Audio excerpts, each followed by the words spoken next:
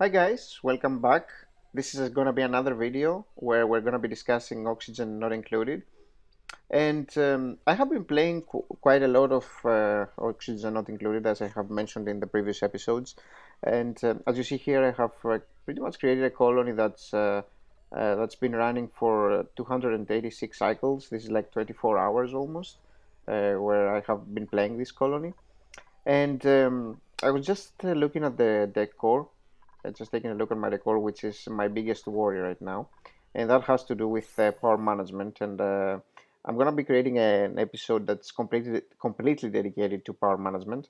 And obviously, I'm still trying a few things, seeing what works and what doesn't work. And in this playthrough, I have pretty much made the mistake of using a lot of heavy watt wires. So these are actually terrible for decoration, and you shouldn't be using them in your base, and that's why I'm getting the negative effect. But other than and that actually causes more a lot of stress. But other than that, my colony is running smoothly. And in this episode, I wanted to discuss how you should be managing your gases. And obviously, this is very important, and it can be a source of trouble for many people. And as you see here, I have 10 applicants, and I do require a lot of oxygen, and I need to be managing my levels of carbon dioxide as well. I need to be managing my chlorine and all that stuff.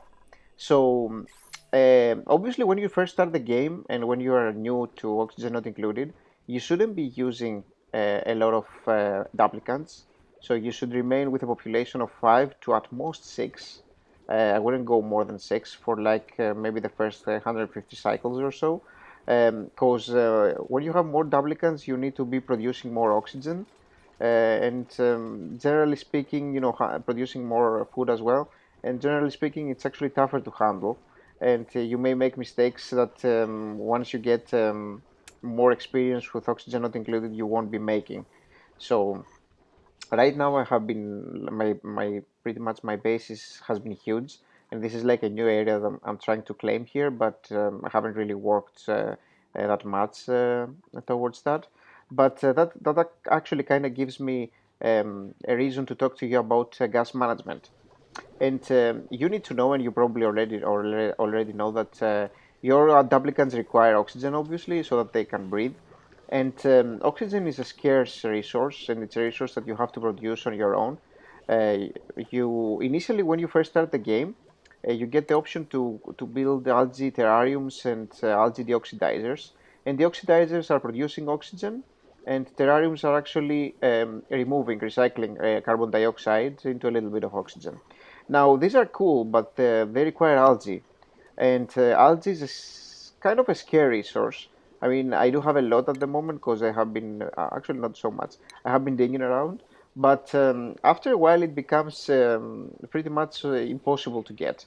It's going to be depleted, so you need other mechanisms, and it's a good idea to just keep your algae for other reasons, and I will explain what reasons there may be.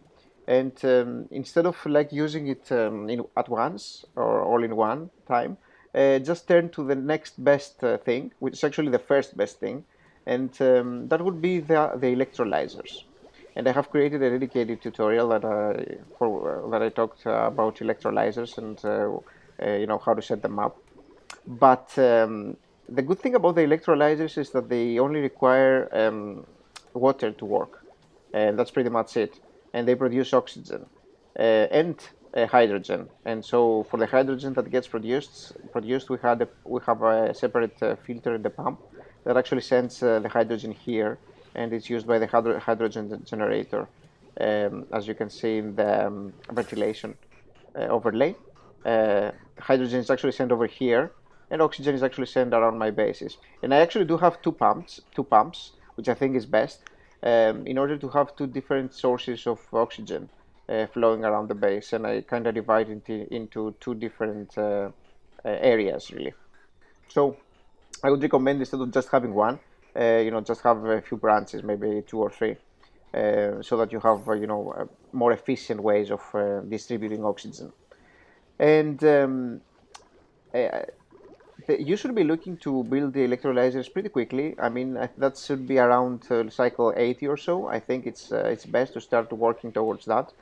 And you need to know that you also require gas vents to flow around your base. And it's a good idea to also have airflow tiles so that gases can actually flow around your base. And as you see here, we have a very, very healthy amount of oxygen in the living locations around here. And if you go below on the bottom where I have more open spaces, there is still a little bit of oxygen just because I was using an algae terrarium, sorry, an algae, yeah, terrarium here. A couple of them I have disabled one. I can probably disable the other one.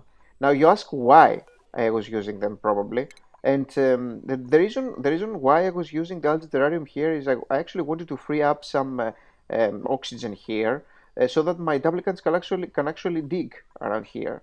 Because since the distance is quite a lot, they were coming here, they were digging a little bit, and they were going back up, and then doing the same thing, and they were completely inefficient just because they wanted to get some fresh air, right? And so, in order to have them dig around, I actually had to have some sort of oxygen being produced around this location.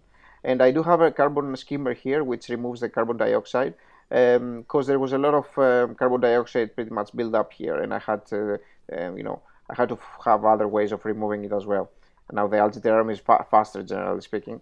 But yeah, I would recommend if you have algae to spare, just don't use it to produce oxygen, in a blind fashion, because algae is tough to find. And I would recommend that you keep it for situations like those where you actually need to scout pretty much and open up new locations. That's probably the best thing you could be doing. And as you see here, we have like very, very breathable oxygen here and just breathable over here, which is more than enough. And I do have, and I wanted to point out that I do have a location here, which is full of chlorine, as you see here. It's pretty much almost completely red. And that's full of chlorine, and this is going to be my room where I'm going to be using ore scrubbers. And that's because I want to be, if you go to the germ overlay, I'm going to be reaching for these locations here where there are a lot of germs and slime-like germs and polluted oxygen. So I need ways to remove it. And so in this location, you will see that there's a lot of chlorine, and you obviously don't want chlorine to enter your base, right? So what you need to be doing, and there's pretty much the standard way of uh, not allowing oxygen to flow through your base, or not allowing a gas, I should say, to flow in your base. There's actually a little bit of polluted oxygen here. That's because of my was basins, I suppose. Okay, but you will notice here that there is a lot of chlorine over here, which doesn't actually come in this area. It's just a little bit of polluted oxygen because of the use of the toilets over here, the restrooms. So, sorry, the wash basins. So this is the reason why the chlorine cannot pass this location, cannot pass towards these tiles. This effectively works as a way to block gases, and the way you do it is you create pretty much a structure that looks like that, and you fill it in with water, and gas will actually stay here in this side, and the gas will stay here on that side, and they will never really mix. So that's the standard way at the moment where that people are using. And you may be wondering why this chlorine is here. That's a mistake that I made myself actually at some point where I opened up a tile. That's not a big thing. If you're really concerned about such situations like that, you can even use a pump. But that's very little chlorine here, and it's of no significance. So if you want to pretty much not allow and segregate areas of gases, I would really recommend that you build something like that, some water in here. Yeah, your duplicants will be passing through this location and will be getting the water debuff, but I'm pretty sure you have other stress situations to worry more about, like I'm having here with the heavy watt wires, which has been my next issue, the thing that I need to work on. And I know what I need to be doing, I just haven't gotten to that yet. And I will probably uh, be creating a tutorial about this, maybe just to show you how I would go about fixing this issue. And what I really like about Oxygen Not Included is that it actually gives you a lot of time to fix your things, put yourself together. And if you have made a mistake, you can pretty much quite easily revert if you really know what you need to be doing. You see here like Ren getting the debuff, but that's not a big issue really. Unless you have stress problems as I have here with some of my duplicants, it's not such a big deal. I mean, it's like ADA, but I would want them to be like eventually like around 10 or so at most, and it's certainly doable. The reason that keeps me is just the heavy watt wires, which I need to work for, to work around, I should say. So um, yeah, that's pretty much how you should be handling your gases. And the most important thing again is the production of oxygen and a lot of ventilation around your base. And also make sure that you build this in a location where it's kind of far from your main area because you don't want it to overheat. Um, it's a great idea to put your other machines pretty much as far away as possible from your main base, and you can always relocate later and rebuild. For me, I was a little bit unlucky because there's like no frozen biome, no ice biome next to me. So the ice biome was actually over here. So it was actually very tough to reach in this playthrough. But that's okay. I mean, it's a little bit more challenging. In your case, yeah, if you can find ice locations, just put your machines then because you don't want them to overheat. I mean, overheating is a big thing in oxygen not included as well. So you need to be looking at that also and to be careful about that. So yeah, that's pretty much how you should be managing your gases. And the easiest gas to manage is actually hydrogen. Whenever there is hydrogen buildup, it's just easy to build a pump, or as I'm doing over here, as you say, where hydrogen is actually gathering around here, and when the pump actually gets enough power, it's gonna run. Like right now, I'm actually not having a lot of power. I think just because my pretty much wheels are not running, and I was using coal for the most part, but I I don't have so much I think, and I tend to using some of the manual generators instead because they are cheap and they don't require any resources really, and I have 10 applicants so I can afford it. um, my current coal, what was it? Let me see here. So you can find quite some coal around. Actually, where is coal? Yeah, I have 21 tons. I have way too much. I could just use it if I really need to, but I don't have that much trouble really. So I'm okay to bypass that. Uh, yeah. So as you see here, I had a problem with heavy wire wires, and I was doing all sorts of magic to resolve the issues. I really need to work around. Yeah, I know how to work around this, but I have been a little bit, lazy to actually work around the proper way. This is not the proper way what I'm doing here, obviously, but I've been trying to make it, just go away for the time being, just not get the circuit overloaded.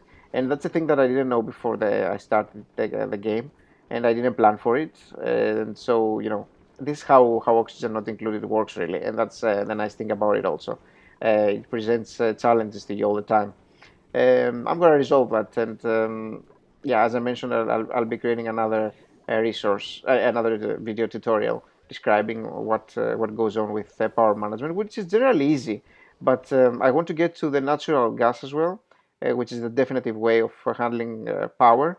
And once I do that, I will definitely be creating a video tutorial, maybe on this colon even, to describe how to resolve power management related issues. But yeah, in terms of gases, it's really not that tough as long as you follow the principles of creating the oxidizers, not using algae too much, not relying on algae, blocking chlorine with water taps of that sort, if I may say, water structures of that sort. And for hydrogen, just pump it and use it. Simple as that. And you have to always remember that in terms of toxicity, um, the different types of gases don't have different effects on your duplicants unless it's polluted oxygen where they have germs. But if we're talking about hydrogen or chlorine or carbon dioxide, in terms of how your duplicants perceive it, it's exactly the same thing. Nothing is more toxic in terms of your duplicants than the other. Toxicity refers to germs, really. There is a toxicity value, but it's about the germs and how the gases react towards specific germs, like slime lung, for example. But yeah, in terms of your duplicants, it's the same to them. So don't be super scared if there is hydrogen in your base. That's actually very easy to handle, or even chlorine. That's also easy to handle. But it's a good idea to not have them in your base in the first place, because then you'd have to bother with creating pumps, and yeah, it's a little bit of a pain. So yeah, that should be it in terms of how to handle your ventilation. Again, it's rather easy. Just make sure that your main living location has breathable air, and you shouldn't just have barely breathable air. You should have breathable air, especially where your duplicants are moving, for the most part, because barely breathable air actually affects their stress levels, and so everything above breathable and very breathable is just fine. But yeah, just don't have barely breathable areas around here. It would be fine to have them here, I suppose. But yeah, in your main living location, yeah, just avoid that. So yeah, that's pretty much it. Thank you for watching, and yeah, I'll see you next time with more oxygen not included. And as I mentioned in the beginning, please remember to subscribe and like the video, because that helps me a lot with creating more content for you guys. Yeah, thanks for watching, and I'll see you soon with more videos and more tutorials about the game, which is fantastic. See ya. Bye bye.